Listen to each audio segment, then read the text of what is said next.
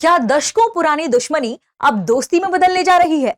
America और Iran के बीच हुआ है एक ऐसा समझौता जो बदल सकता है पूरी दुनिया की राजनीति।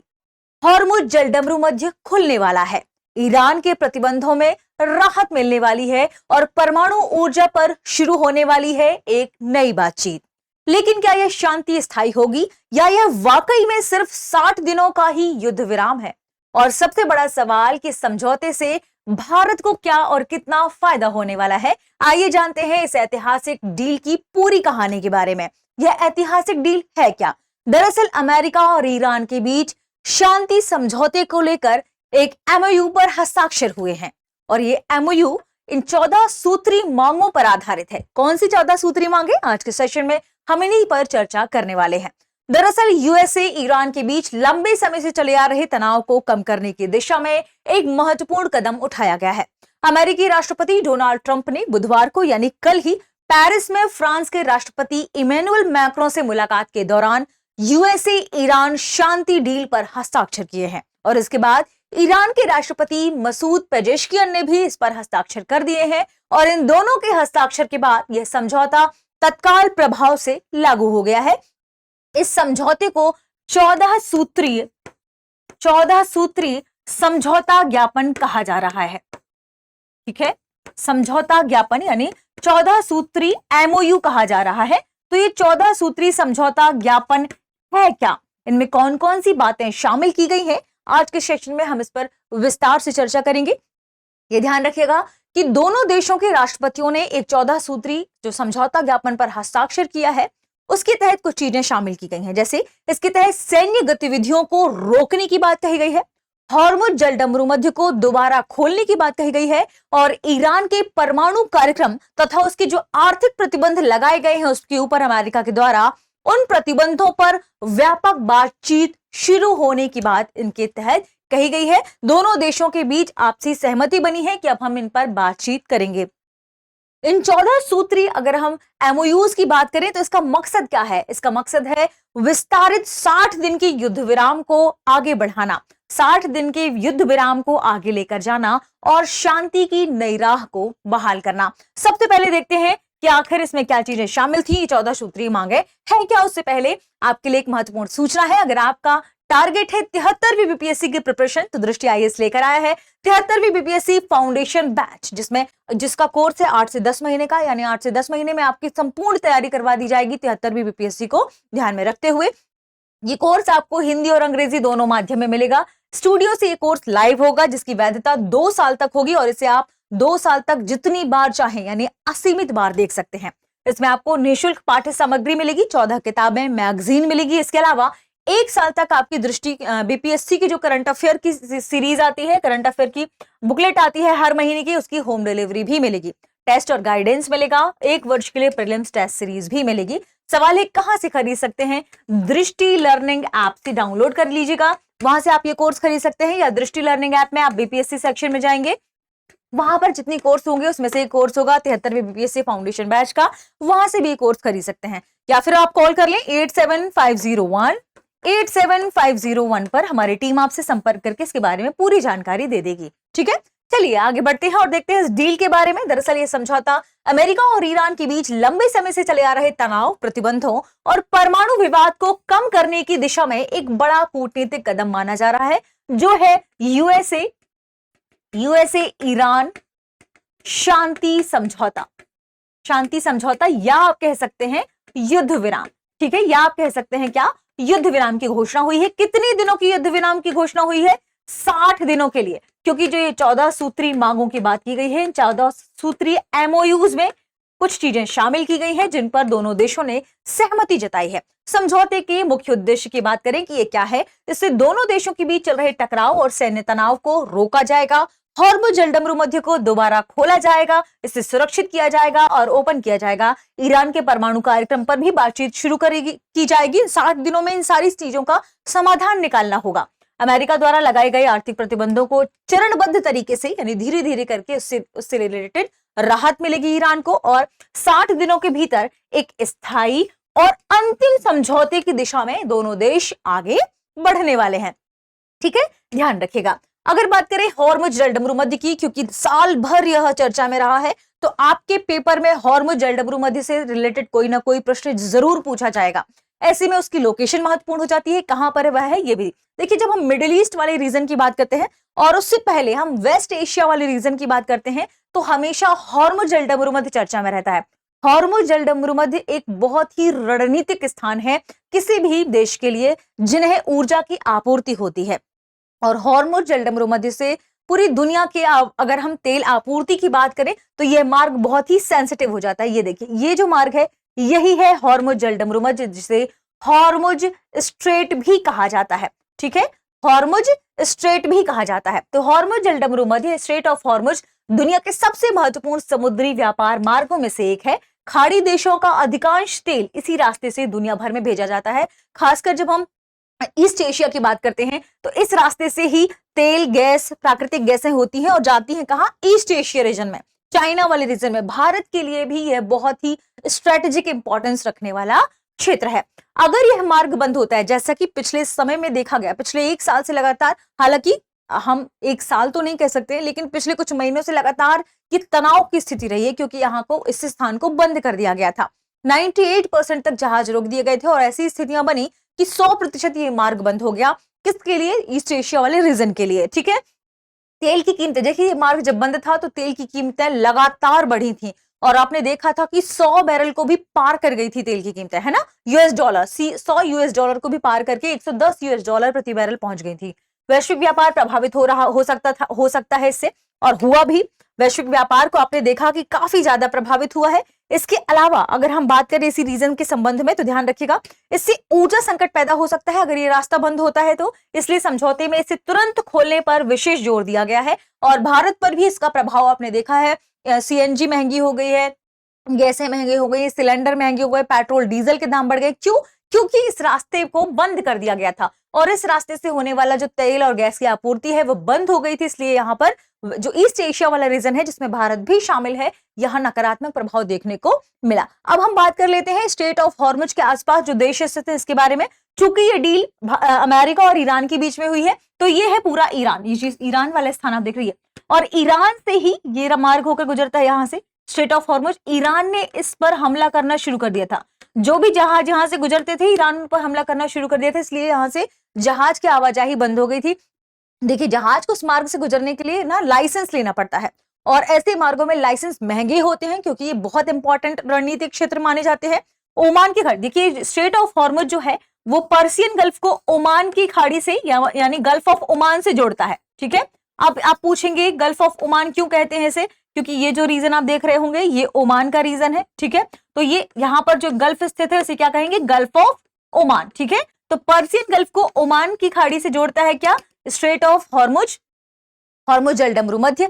एक और बात आपको नोट करना है इसी इमेज में, ये जो ओमान की आप देख रहे हैं सीमा, यहाँ पर ये क्या है? यूनाइटेड अरब अमीरात, यहाँ तक यूनाइटेड अरब अमीरात है, यूएई है, और ओमान जो यहाँ पर इसकी बाउंड्री खत्म होती है, यहाँ उसके कोने में यूएई के बाद वाले यहाँ हिस्से में भी ओमान का क्षेत्रफल है, ओमान की टेरिटरी है। तो स्ट्रेट ऑफ हॉर्मुज से जो रास्ता संबद्ध है, जुड़ा हुआ है, वो ओमान का रास्ता है और छोटे से यहाँ पर कुछ हिस्से ओमान के हैं यूएई के बीचों बीच। ठीक है, यूएई के इस वाले हिस्से में ध्यान रखें। तो ओमान भले ही यहाँ पर इसकी स्पेसिफिक बाउंड्री खत्म होती है, लेकिन यहाँ पर ओमान का क्षेत्र अलग से स्थित है, उसकी टेरिटरी यहाँ पर है। ठीक है, ध्यान रखिएगा।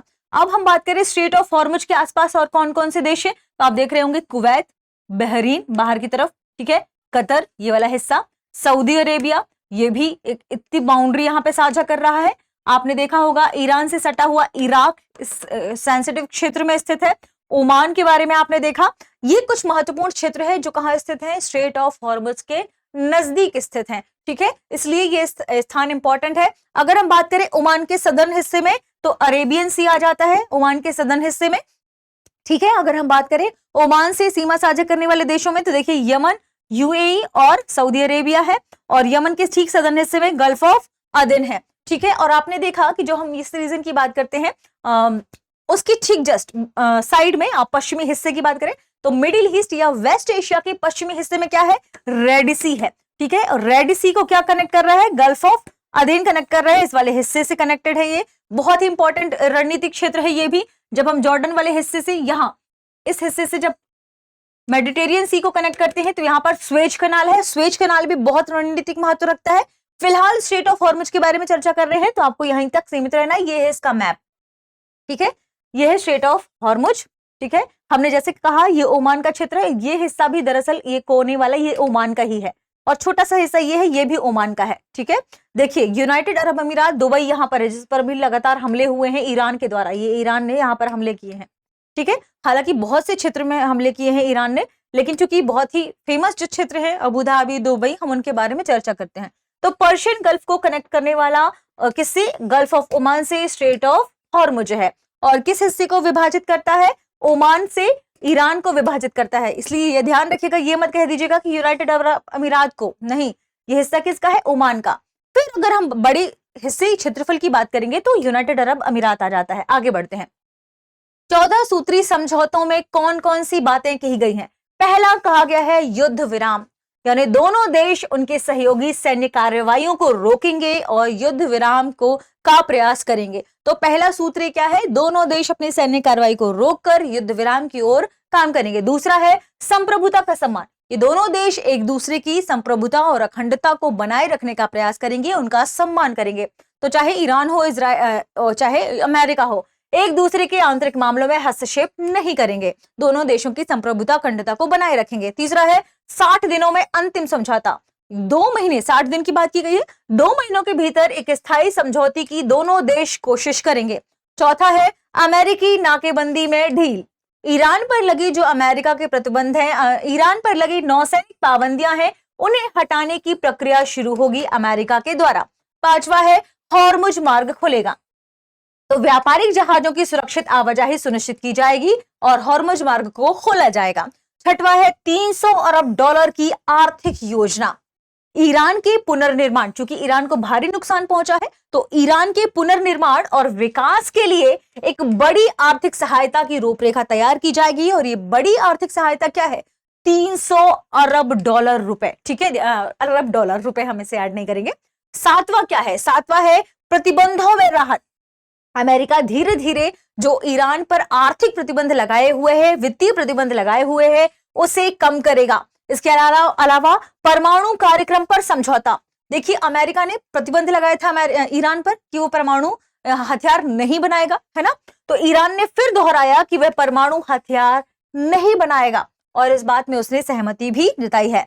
और 9वां पॉइंट क्या है, यथास्थिति बनाए रखना, बातचीत के दौरान ईरान परमाणु कार्यक्रम नहीं बढ़ाएगा और अमेरिका नए प्रतिबंध नहीं लगाएगा।